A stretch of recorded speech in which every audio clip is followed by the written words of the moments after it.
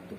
Waalaikumsalam warahmatullahi wabarakatuh. أعوذ بالله من الشيطان الرجيم. بسم الله الرحمن الرحيم. الحمد لله نحمده ونستعينه ونستغفره ونصلي ونسلم على سيد الأنبياء والمرسلين وعلى آله وصحبه أجمعين. رب اشرح لي صدري ويسر لي أمري واحلل عقدة من لساني يفقهوا قولي وبعد. الفاتحة. بسم الله الرحمن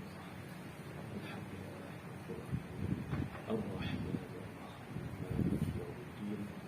إياك نعبد وإياك نستعين اهدنا الصراط المستقيم صراط الذين أنعمت عليهم غير المغضوب عليهم ولا الضالين.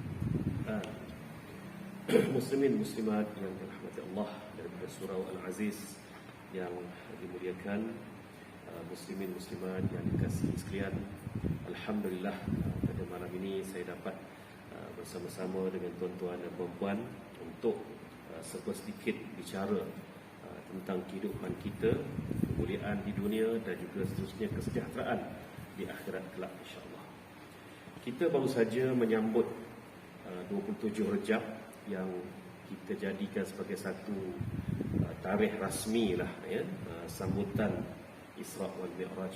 Walau bagaimanapun perbahasan tentang tarikh itu tidak dapat disahkan bilakah berlakunya Isra wal Mi'raj itu secara tepatnya.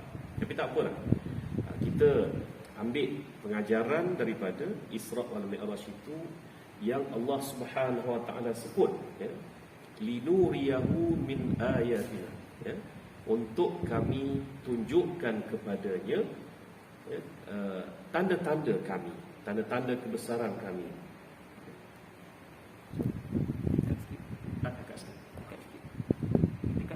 Dekat sikit. Tanda-tanda, okay, boleh. Okay. Untuk kami tunjukkan tanda-tanda kebesaran kami.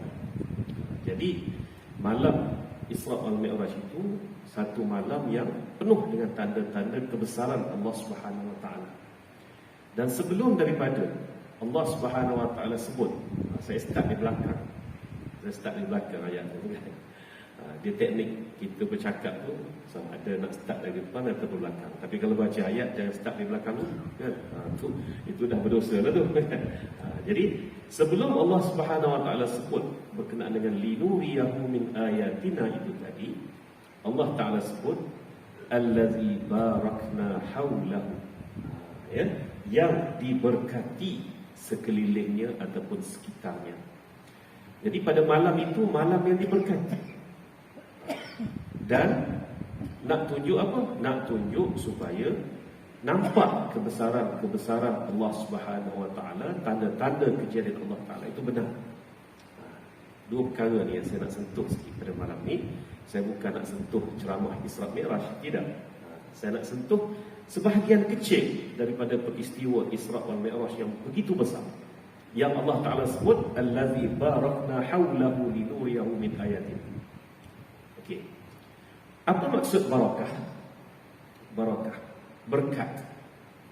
Ya, saya kalau pergi walimah ataupun kenduri kahwin orang Jawa saya suka. Orang lain pun suka juga kan. Tapi orang Jawa ni sebab apa? Sebab balik terdapat berkat. Ya. Betul. Itu dia. Tak apalah, kan? Dapat berkat. Apa ni bagi yang tidak Jawa dia bagi juga benda sama tapi dia tak panggil berkat. Itu dia kan. Kalau orang Kelantan dia panggil apa? Tuan-tuan aku terkejut. Dia panggil sisa dia kata. Tu dia. Jadi nampak macam hak lebih, bukan sebenarnya. Konsepnya sama. Konsepnya meraihkan tetamu tadi ya. Jadi petang tadi tu saya berwalimah di rumah seorang rakan Jawa. Berkat. Kata ada pula berkat. Bagus sungguh marilah dia orang ya. Okey, apa maksud barakah? Kita nak bagi faham kat situ. Barakah ni apa dia? Ya? Apa dia? Barakah dalam bahasa Arab ziyadatul khair, bertambah-tambah kebaikan. Satu kebaikan buat satu perkara bertambah-tambah kebaikan. Ya, contoh. Ini saya belajar daripada orang lain juga ni. Daripada ustaz-ustaz lain juga. Nak gambarkan barakah ni macam mana? Air mineral. Kita buat mesyuarat ke, kita buat keramaian ke, kita bagi air mineral. Tuan-tuan, nak nampak betapa kita tidak menggunakan barakah dalam secawan air ini, boleh tengok lepas pada majlis bersepah-sepah air ni yang masih lagi lebih. Air ni air mutlak, air bersih, bertapis lagi, mineral lagi, tuan-tuan. Tapi minum seteguk tinggal. Kalau bagi yang botol 500 ml tu lagi sakit hati menengoknya. Minum seteguk, mungkin dalam 50 ml 450 buang. Itu tandanya tidak ziyadatul khair. Kalau ziyadatul khair macam mana? Tuan-tuan, salah satu sunnah Nabi SAW, dia mengambil wuduk daripada air yang diberi untuk beliau minum. Dan air itu air mutlak lah, air bersih, ya? Dia ambil wuduk. Maka air yang diambil bukan yang air apa ni, bukan yang dah diguna. Air yang belum diguna ini dipanggil wadu. Wudu perbuatan mengambil air sembahyang tu, itu wudu. Air yang nak digunakan sebagai air wudu namanya wadu. Pernah dalam kitab Syama'ilul Muhammadiyah, Nabi SAW dibawa seorang anak kecil namanya Sa'id bin Musayyab radhiyallahu anhu, dan anak kecil ini kemudiannya menjadi sahabat, tuan-tuan. Dia sempat membesar, umur akil baligh, maka dia jadi sahabat. Tapi kalau Urwah bin Az-Zubair, anak Az-Zubair bin Awwam, tak sempat jadi sahabat sebab masa Nabi wafat umurnya masih kecil sangat lagi. Jadi Urwah dia jadi tabi'in, tuan-tuan. Nak jadi sahabat ini bertemu dengan Rasulullah SAW walau seketika, dan pastinya memeluk Islam dalam suasana akil baligh. Jadilah sahabat, ya. Jadi Sa'id bin Musayyab ni masa dia kecil lagi, sekitar 5-6 tahun boleh jadi. 14-13 tu dah dikira akil baligh, ya. Jadi tuan-tuan, makcik dia bawa jumpa Rasulullah SAW.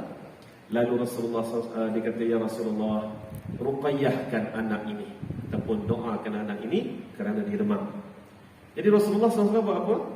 Dia ambil sebekas air, lalu dia berwuduk, dan baki air yang belum digunakan untuk berwuduk tadi telah diberi kepada Sa'id minum, dan Nabi mendoakan barakah untuk Sa'id. Allah macam-macam lah, barakallahu fiik, Allah barik fiik, macam itu. Salah satu cara mudah kalau orang mari kat kita, tolong doa sikit, budak ni panas kepala, demam, kan? Itu cara mudah, ya, tuan-tuan. Jadi air yang digunakan untuk berwuduk ini rupa-rupanya, saya tanya pada almarhum Tuan Guru Harudin, kenapa hikmah menggunakan air lebihan wuduk yang belum digunakan? Bukan yang dah digunakan, ya. Boleh digunakan untuk, ataupun sesuai digunakan untuk kita ruqayyah ataupun ruqyah saja, ya. Sebab automatik perbuatan berwuduk itu mengandungi suatu doa. Jadi tuan-tuan, ya. Tapi kalau bagi sebekas ni cukup dah untuk kita berwuduk. Orang Malaysia tak cukup. Tak cukup. Rasulullah SAW berwuduk, tuan-tuan, hanya sekadar satu cupak air cukup dah untuk berwuduk, bersuci. Bersuci ni kena ingat, ya, dia sebenarnya bermaksud apa dia? Berwuduk dan juga mungkin membasuh hadas, basuh kencing ke apa ke, itu termasuk dalam bersuci. Hanya 700 ml alias satu cupak air. Kalau Nabi mandi wajib, berapa air Nabi guna?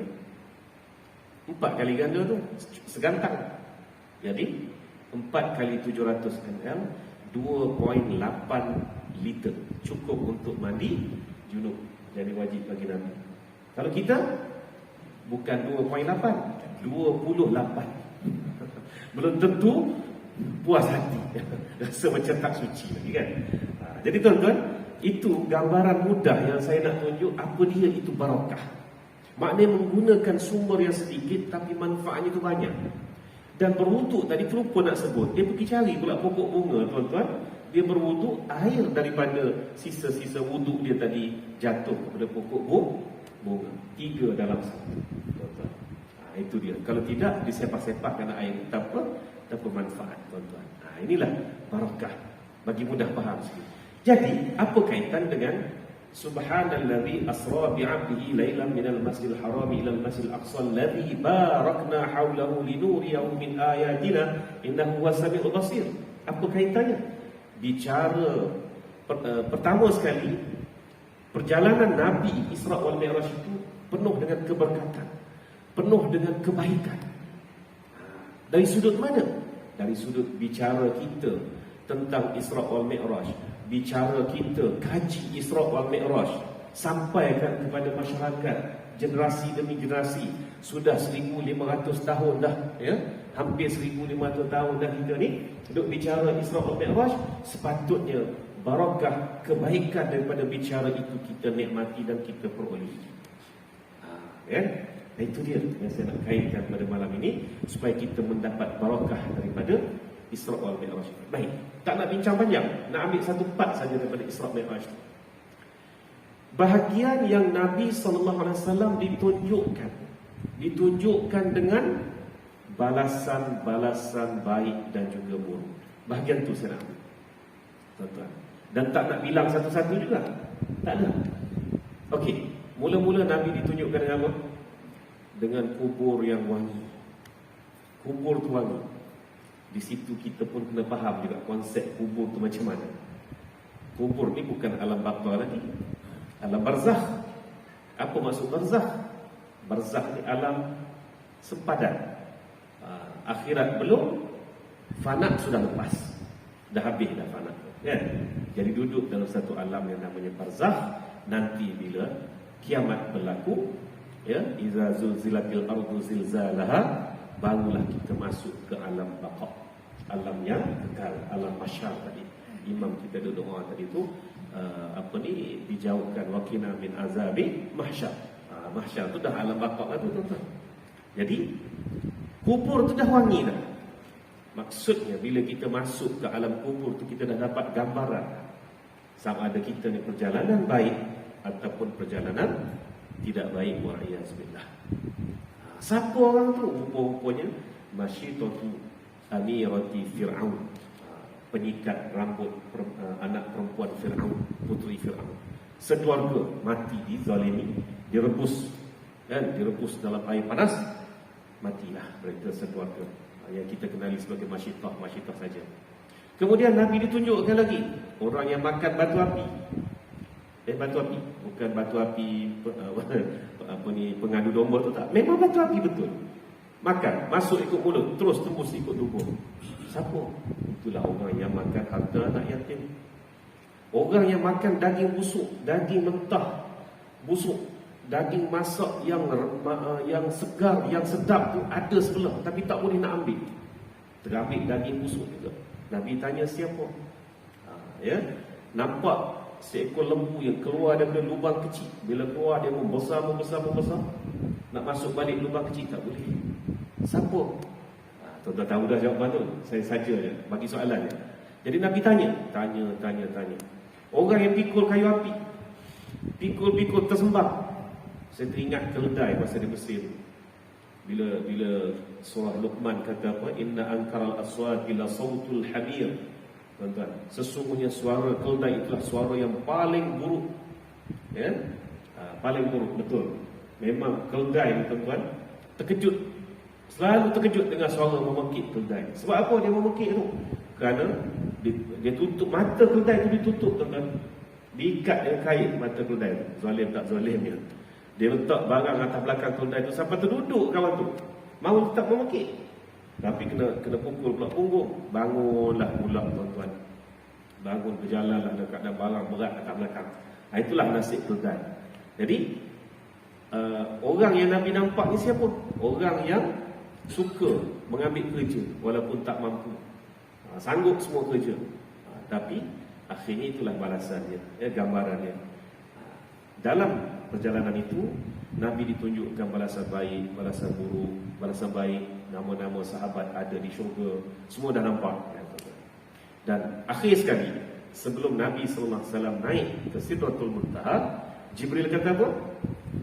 Tunggu dulu ya Rasulullah. Tengok ke ufuk kanan. Nabi tengok ufuk kanan. Tak sempat Nabi tanya, Jibril kata, tengok pula ke ufuk kiri. Tengok ke ufuk kiri, Baru Nabi tanya, siapakah golongan itu? Siapakah mereka? Jibril kata, itulah umat kamu ya Rasulullah. Yang sebelah kanan tadi itu umat kamu yang masuk syurga. Dua-dua masuk syurga. Yang sebelah kanan tu masuk syurga tanpa hisab, sedikit je bilangannya. Yang sebelah kiri ni yang Nabi nampak ni ramai masuk syurga. Kehidupan mereka sama tapi terpisah. Dua golongan tadi terpisah. Maknanya mutu yang sebelah kanan ni lagi tinggi walaupun dalam sama-sama dalam syurga. Sebab apa?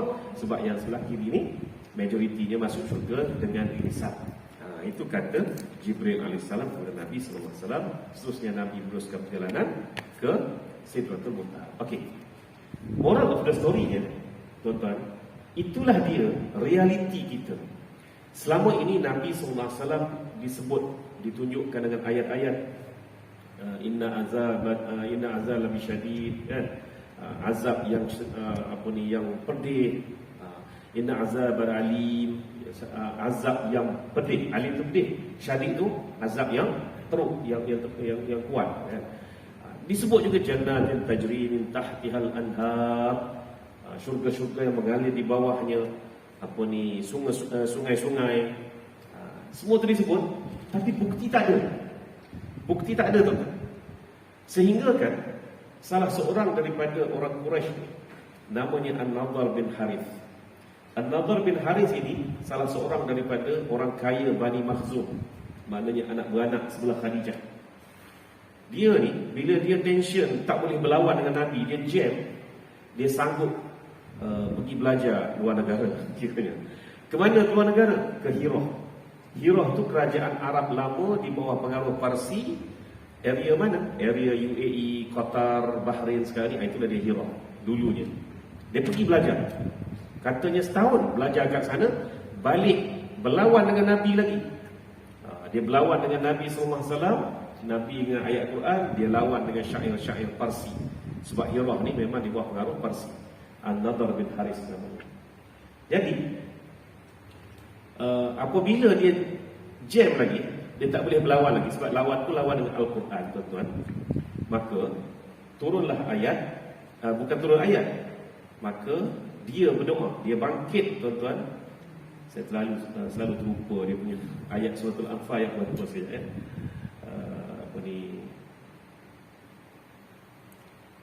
untuk tuan-tuan rujuk nanti. Suratul Anfal ayat 32, tuan-tuan, ya. Jadi Nadhr bin Harith ini apabila dia tak boleh berlawan dengan Nabi SAW, dia cabar Nabi. Dia cabar Nabi. Dan perkara ini berlaku pada setahun 6 kerasulan. Tahun ke-6 kerasulan. Isra' Mi'raj berlaku bila? 11 kerasulan. Maknanya 5 tahun sebelum berlaku Isra' Mi'raj. Inilah antara contoh yang Nabi SAW ditembak ataupun kita kata apa? Tembak ni lah. Tembak kita kata ni oleh orang-orang Quraisy tadi. Gitu. Nadhr bin Harith dia bangkit, dia bangun, dia tadah tangan, dia berdoa. Dalam suratul Anfal ayat ke-32, Allah Ta'ala, ingat tuan-tuan, jangan jumpa je Allahumma dalam Quran terus kutip buat jadi doa. Bahaya ni doa. Ni bukan doa kita ni sebenarnya. Allah Ta'ala nak tunjuk bagaimana bobroknya sikap orang-orang Quraisy pada masa itu. Dia guna kalimah Allahumma, cara Nabi SAW berdoa untuk tempelak Nabi SAW. Dia kata apa?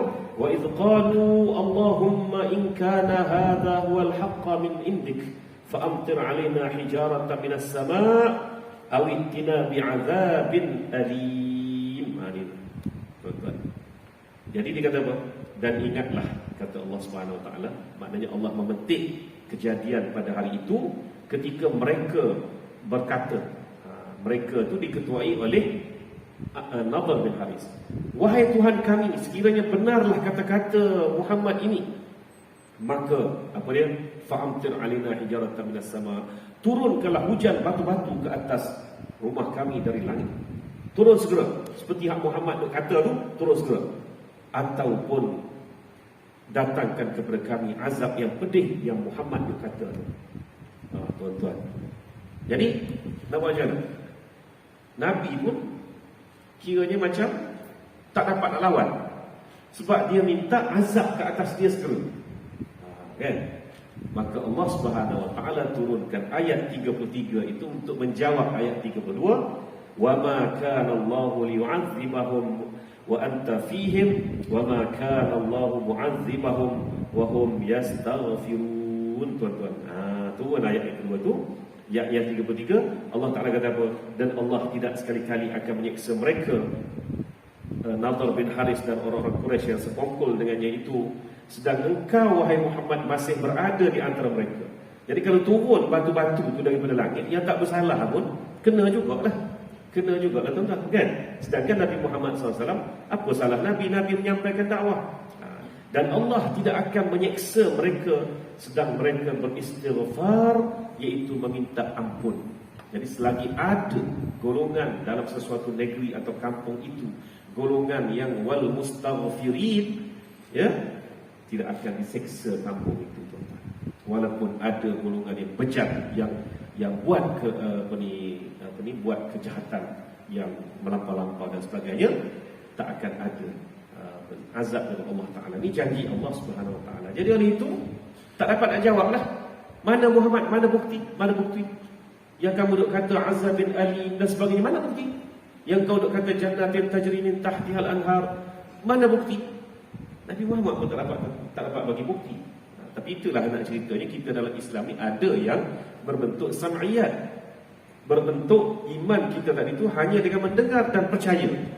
Tak percaya, sudah macam mana?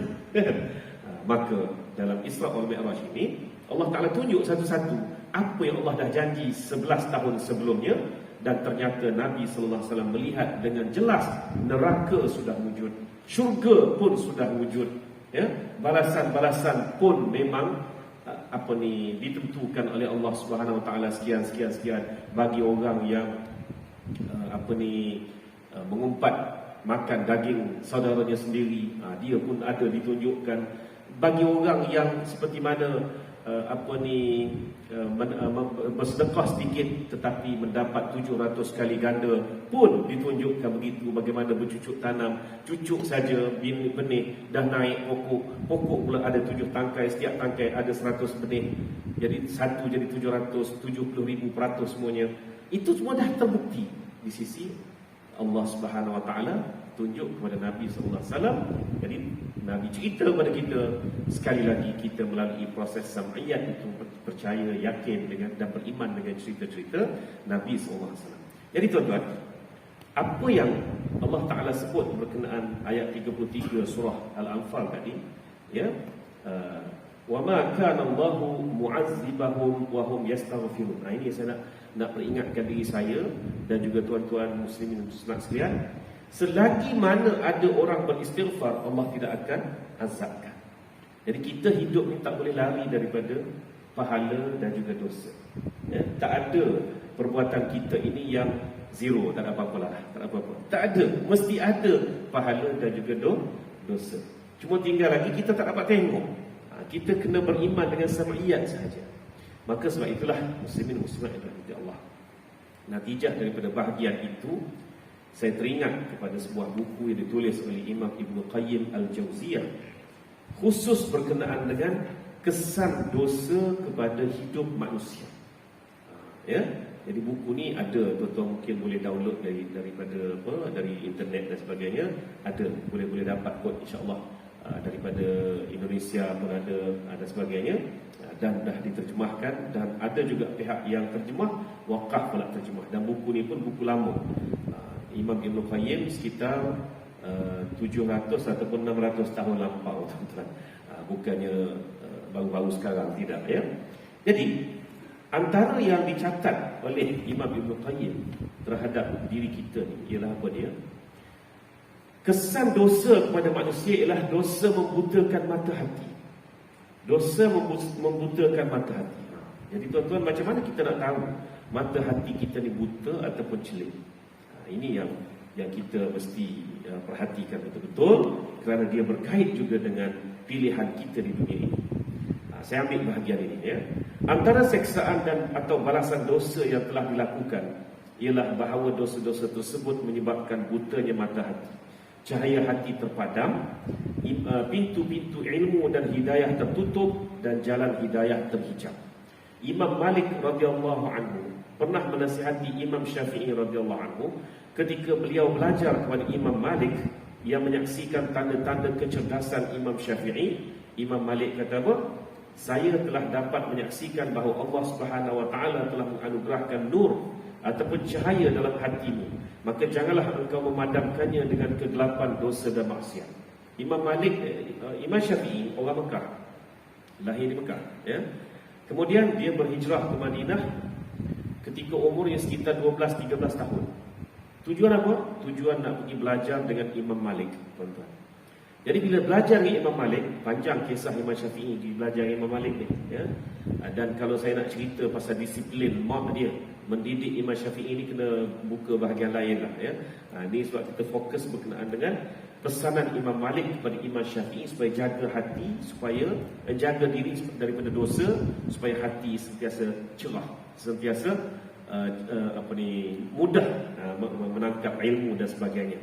Jadi ketika mana usia Imam Syafi'i baru 15 ataupun 16 tahun, Imam Malik kata, tamatlah kamu belajar dengan aku, jadi kamu bolehlah pergi belajar dengan seorang lelaki imam yang bernama Imam Abu Yusuf. Di mana? Di Baghdad. Imam Abu Yusuf ni anak murid kepada Imam Abu Hanifah, orang pertama yang menyusun mazhab Hanafi. Imam Abu Hanifah, tapi Imam Abu Hanifah 18 bulan saja sempat dia menyusun mazhab dia, menyusun hukum hakam mengikut pandangan dia. Tuan-tuan, kepada yang allergic mazhab tu minta maaf lah, ya. Kita bincang kemudian, ya. Kita PM tepi. Itu dia. Pada saya, kita ni tak habis dengan tak lepas daripada mazhab sebenarnya. Mazhab tu tak lebih daripada pandangan seseorang imam, seseorang ulama itu tentang sesuatu hukum. Jadi kalau tuan-tuan rasa hebat tak perlu ada mazhab, okey, buat mazhab sendirilah.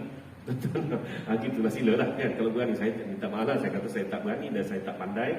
Jadi oleh itu saya masih lagi berpegang pada mazhab-mazhab ini. Jadi Imam Abu Hanifah 18 bulan ditangkap, dipenjara oleh pemerintah pada masa itu, dan dia mati dalam penjara. Jadi warisan kaedah-kaedah pemfatwaan Imam Abu Hanifah ini diwarisi oleh Imam Abu Yusuf. Jadi Imam Syafi'i, bayangkan dia hendak pergi belajar dengan Imam Abu Yusuf, nak belajar kaedah-kaedah Imam Abu Hanifah dalam menyusun hukum hakam dan fatwa. Di sinilah Imam Malik berpesan kepada Imam Syafi'i, aku dah lihat bukti manusia yang hatinya cerah, kan? Hatinya penuh dengan nur kerana menjaga diri daripada dosa-dosa tadi. Kata Imam Malik kepada kepada murid kesayangannya ini, jagalah hati kamu supaya kamu dapat terus belajar dan dapat terus pandai. Bayangkan ketika umurnya baru sekitar 20 tahun ataupun 21 tahun, Imam Syafi'i sudah boleh menyusun mazhab dia sendiri, menyusun kaedah-kaedahnya sendiri. Bahkan Imam Syafi'i dikenali sebagai bapa usul fiqh. Ada panjang cerita, tuan-tuan, ya. Tapi yang pentingnya menjaga hati. Kena sentuh jugalah, tuan-tuan, macam mana dia jaga hati. Sebenarnya warisan daripada mak dia sendiri yang cukup menjaga makan minum anaknya, sumbernya dari mana, halal ke haram ke syubhah ke sebagainya. Itu semuanya adalah peranan daripada maknya. Sedangkan Imam Syafi'i lahir membesar sebagai anak yatim, tuan-tuan, ya. Baik. Cahaya hati akan semakin pudar dan hilang manakala kegelapan maksiat semakin kuat. Akhirnya hati laksana berada di tengah malam yang gelap gelita. Betapa banyaknya jurang kebinasaan yang menyebabkan hamba terjerumus padahal dia sendiri tidak melihatnya. Dan ia tidak ubah laksana si buta berjalan di waktu malam, menempuh jalan yang penuh dengan bahaya maut dan kebinasaan. Alangkah susahnya mencapai keselamatan, alangkah mudahnya terdedah kepada kebinasaan. Akibat hati yang kelam, hati yang sudah tidak suci kerana dikaburi dengan dosa-dosa tadi. Jadi tuan-tuan, Allah Subhanahu wa taala sebut dalam surah Asy-Syams, wa nafsin wa ma sawwaha fa alhamaha fujuraha wa taqwaha qad aflaha man zakkaha wa qad khaba man dassaha. Ya, demi jiwa manusia yang dia sempurnakan, fa'alhamaha fujuraha wa taqwaha. Allah Ta'ala berikan pula ilham kepada jiwa yang telah disempurnakan. Jadi setiap manusia dan juga jin, Allah Ta'ala ciptakan dengan 4 unsur. Unsur jasadiyah, ruhiyah, akliyah dan nafsiyah ataupun hawaiyah. Tuan-tuan ya. Hawaiyah. Jadi jin dan manusia ada 4 unsur. Malaikat tak ada, malaikat ada 3 je. Sebab itulah malaikat dia taat total. Sebab hanya ada unsur akal, tiada unsur nafsu. Yang kita ni pula nafsu dengan akal selalu duduk tinggi naik itulah. Ketika akal tinggi maka berbuat baiklah manusia tadi. Tapi ketika nafsu tinggi maka dia akan ambil sambil lewa, kemudian dia akan tinggalkan kebaikan itu. Waliyazbillah, tuan-tuan. Jadi sebab itu Allah Ta'ala kata apa? Aku bagi ilham tu dekat kamu. Ilham untuk apa? Fa'alhamaha untuk apa? Fujuraha wa taqwaha, untuk mengenali kejahatan-kejahatan dan juga takwa. Tuan-tuan perhati kat situ. Fujur disebut dalam kalimah jamak ataupun plural. Ya, jamak, banyak.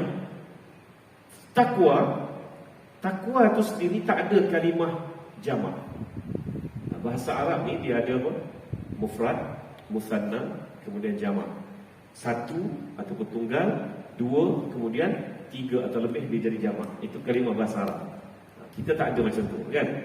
Jadi tuan-tuan, takwa dia tak ada kalimah musanna 2 ataupun jamak banyak. Dia hanya ada 1 tunggal, takwa ni. Tapi fujur jamak daripada perkataan fajur, dosa. Jadi nak cerita tadi tuan-tuan, itulah yang Allah Ta'ala berikan isyarat kepada kita. Dosa-dosa ni banyak, kebaikan 1 je. Kebajikan hanya 1, kejahatan tu banyak. Dan kalau kita perhatikan pula dalam ayat itu, Allah Ta'ala sebut kejahatan dulu, baru Allah Ta'ala sebut kebaikan ataupun takwa. Kenapa? Mengikut ulama tafsir, dia kata apa?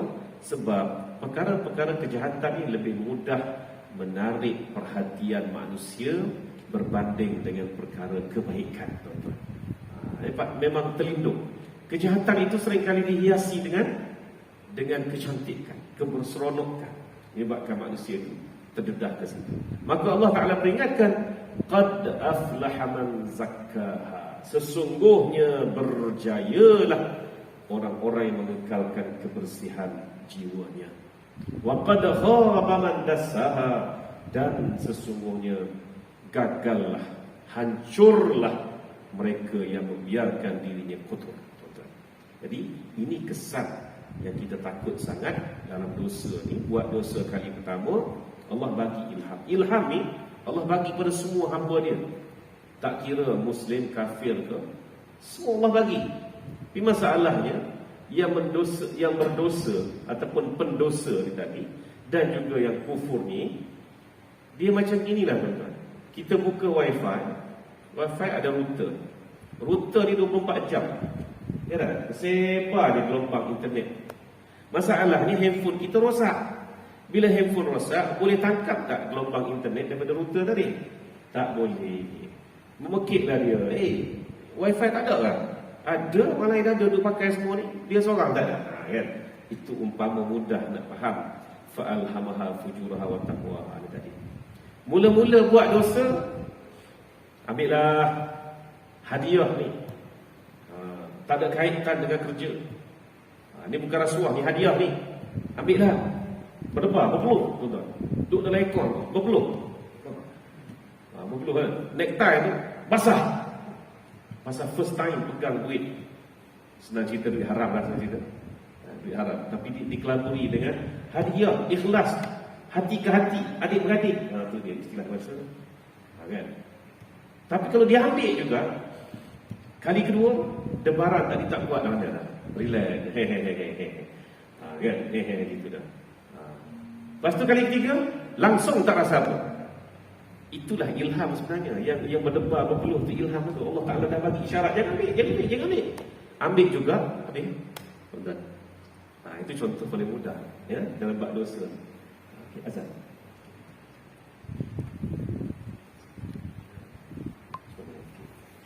Jadi apabila Allah Subhanahu Wa Taala peringatkan kepada kita, jelas sekali bahawa Allah Subhanahu Wa Taala Maha Adil, Dia tidak menganiaya hamba-hambanya, tapi hamba-hambanya ada pilihan.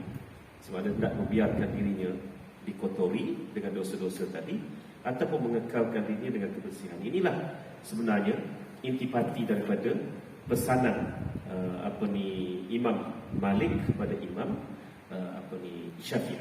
Baik. Sebelum itu tuan-tuan muslimin dan muslimat rahmati Allah, Nabi sallallahu alaihi wasallam sendiri ketika mana menerima wahyu kedua, cuba perhati. Wahyu kedua Nabi daripada surah apa? Surah Al-Muddathir. Itu wahyu kedua. Wahyu pertama daripada surah Al-Alaq, jarak senggang beberapa puluh hari. Saya tak nak sebut 40 lah, sebab 40 tu sebenarnya budaya kita Melayu. Lama 40 hari ya. Sebenarnya ada macam-macam pendapat daripada kalangan sahabat sendiri berapa lama jarak antara suratul Alaq dengan suratul Muddathir tadi. Bahkan ada yang kata sampai 6 bulan pun. Tapi walaupun bagaimanapun pandangan-pandangan itu ada dia punya kekuatan ataupun yang lemah lah ya. Baik, dalam surah Al-Muddathir tuan-tuan, cuba perhatikan apa yang Allah Ta'ala pesan dekat Nabi SAW, sedangkan Allah Subhanahu Wa Ta'ala menuntut Nabi bangkit dari selimutnya. Ya ayyuhal muddathir qum fa'anzir wa rabbaka fakabbir wa siyabaka fatahhir war rujza fahjur wa la tamnun tastakthir wa li rabbika fasbir. 7 ayat pertama daripada surah Al-Muddathir diturunkan sebagai wahyu kedua. Jadi Nabi SAW apabila melihat Jibril AS buat kali kedua, Jibril datang dengan rupa bentuknya yang asal, yang memang membuatkan Nabi terkejut ya. Dan Nabi berlari ke rumah. Sampai di pintu rumah, seperti mana kali pertama menerima suratul Alaq hari itu, Nabi kata zammiluni, zammiluni, selimutkan aku. Maka begitu jugalah kali kedua. Dan kali kedua ini Jibril datang ke rumah Nabi SAW, direct kepada Nabi SAW. Ya ayyuhal muddathir, wahai orang yang berselimut, qum fa'anzir, bangkitlah serta berilah peringatan dan amaran kepada umat manusia. Wa rabbaka fakabbir, dan Tuhanmu maka ucapkanlah dan ingatlah kebesarannya. Di sinilah bermulanya Allahu Akbar itu menjadi takbir, menjadi moto, menjadi tag ataupun amalan khas untuk kita ya. Bermula di sini. Wa rabbaka fakabbir wa siyabaka fatahhir, dan pakaianmu hendaklah engkau bersihkan. Pakaian di sini luas, bukan semata-mata pakaian baju saja. Isteri, anak-anak, kawan, adik-beradik, semua itu pakaian kita melambangkan siapa kita. Isteri kita melambangkan siapa kita. Anak-anak kita melambangkan siapa kita. Sebab itu fatahhir, sucikan semuanya. Bersihkan diri mereka, bersihkan diri kamu dan juga bersihkan diri mereka. Dan ayat kelima Tuhan kata apa? Warujza fahjur, dan segala dosa, segala kejahatan hendaklah engkau jauhi. Dalam Quran ada beberapa istilah tentang dosa. Ar-rujza, al-dhambu, dosa juga, al-ithmu, dosa juga, dan maksiat, dosa juga, banyak. Itu yang bila Allah Ta'ala sebut fa'alhamaha fujuraha wa taqwaha, tu ada nak ceritanya di situ banyak aspek, banyak bentuk dosa-dosa dan juga kemaksiatan tadi. Dan Allah Ta'ala sebut wala tamnun tastakthir, dan janganlah engkau memberi sesuatu dengan tujuan hendak mendapat lebih banyak daripadanya. Jangan kita buat sesuatu kita harapkan dapat berapa pahala. Kan? Sebaliknya, buat dengan warabbaka fakabbir, buat dengan kerana membesarkan Allah Subhanahu Wa Taala. Pahala itu Allah Maha mengetahui berapa banyak dia nak bagi dekat kita dan sebagainya. Ini pesanan awal sebelum Nabi melangkah keluar menjadi Rasulullah SAW. Dan wali rabbika fasbir, dan kepada Tuhanmu hendaklah engkau bersabar. 7 ayat pertama ni, maka Nabi SAW pun bangkit berdakwah, tuan-tuan. Dan setahun kemudian ada rasa keletihan dalam jiwa Nabi SAW bila berhadapan dengan kebobrokan umat Quraisy pada masa itu. Maka turun pula ya ayyuhal muzammil, yang mana pesanan daripada ya ayyuhal muzammil itu adalah merujuk kepada persediaan dalaman kita dari sudut amalan-amalan sebelum menjadi seorang pendakwah. Itu bab lain, itu cerita bab lain, tuan-tuan ya. Yang kedua, ya ayyuhal muzammil dengan ya ayyuhal muddathir, dua-dua bermaksud orang berselimut, tapi konteksnya berbeza. Jadi konteks pertama yang kat sini ni yang kita nak jaga diri kita ini supaya menjauhi daripada dosa-dosa, Dan jelas dosa-dosa itu Allah Subhanahu Wa Taala telah tunjukkan kepada Nabi sallallahu alaihi wasallam akan balasannya ketika mana pada malam Isra wal Mi'raj itu. Jadi itulah serba sedikit sebahagian kecil daripada peristiwa Isra wal Mi'raj yang barakah. Yang bila sebut barakah tu, benda tu besar. Benda tu bukan kecil-kecil. Benda tu tak sudah dengan sekadar kita nak bincang benarkah pergi dengan tubuh, jasad, dengan roh. Tak sudah. Bahkan kisah itu bagi besar, lagi banyak, lagi dibincang, lagi itulah akan mendapat kebaikan. Itu maksudnya barakah tadi. Jadi yang saya sentuh ni sikit je, iaitu dosa-dosa inilah yang ditunjukkan kepada Nabi sallallahu alaihi wasallam bahawa ria akan mendapat balasan. Begitu juga kebajikan, ria akan mendapat balasan, insya-Allah ya. Jadi sekadar itu saja pada malam ini. Yang baik itu daripada Allah Taala jua, yang lemah itu daripada kelemahan saya sendiri. Kita tangguhkan dengan tasbih kafarah dan juga suratul subhanallah wa bihamdihi asyhadu an la ilaha illa anta. Bismillahirrahmanirrahim. Wal 'asri innal insana lafi khusr illa alladhina amanu wa 'amilus solihati wa tawassaw bil haqqi wa tawassaw bis sabr. Shadaqallahu azim wa billahi taufiq wal hidayah. Wassalamu alaikum warahmatullahi wabarakatuh.